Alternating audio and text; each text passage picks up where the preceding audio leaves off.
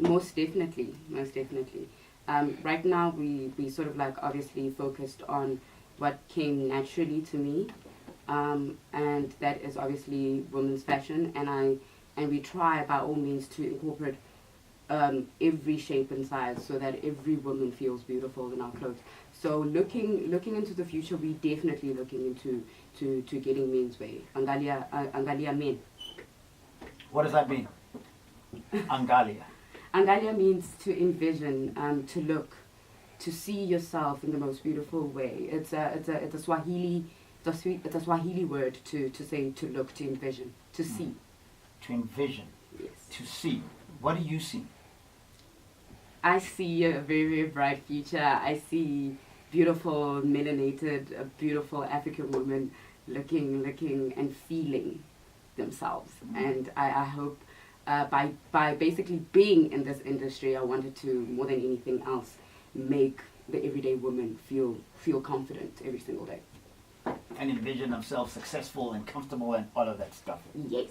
Okay, so there's obviously, I mean, in the last 5 to 10 years of this country, there's really been a boom. And in fact, in Africa as a whole, there's been a boom as far as fashion is concerned. There's a lot of labels that have come up. Do you not feel that this, this is part of the industry that is rather Saturated. Yeah. Yes, to a certain extent. But right now we live in an age where everything is saturated. And if you feel like I'm not gonna sort of like do anything based on the fact that everybody is doing it, then you're not honestly going to live your truth. You're not going to go out there and try to pursue your dreams, which is what I wanted to do. And more than anything else, you're right, there's been a boom in the fashion industry in terms of people coming up with fashion labels. However, the fashion and textile industry, specifically in South Africa, hasn't been doing as well. We don't produce a lot of our products.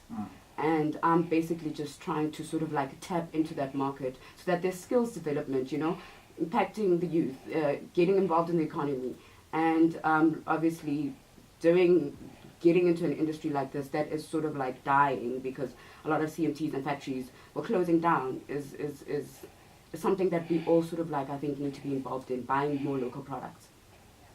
So, a question from my side. So, yes, your business, not only do any ventures, have various boxes of to set and your full.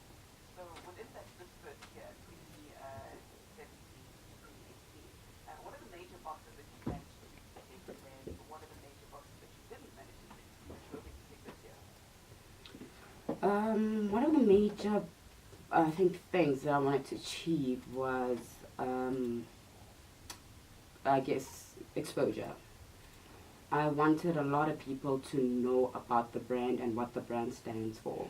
And I think that is one of the things that we've sort of achieved. Today I'm a metro. But, one of the,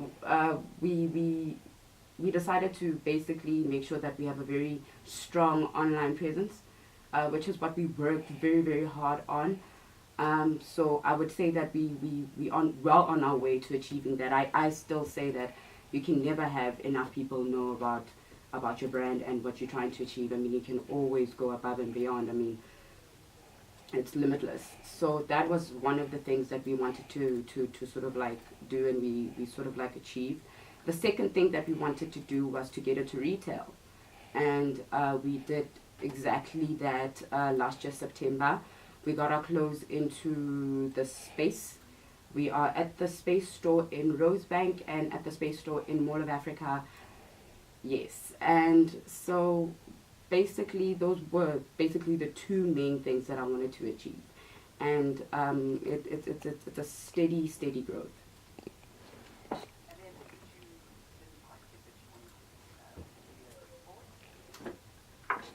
Let me just think. A couple of things. Obviously, just I guess maximizing on exactly that point number one on the marketing and the growth and the exposure.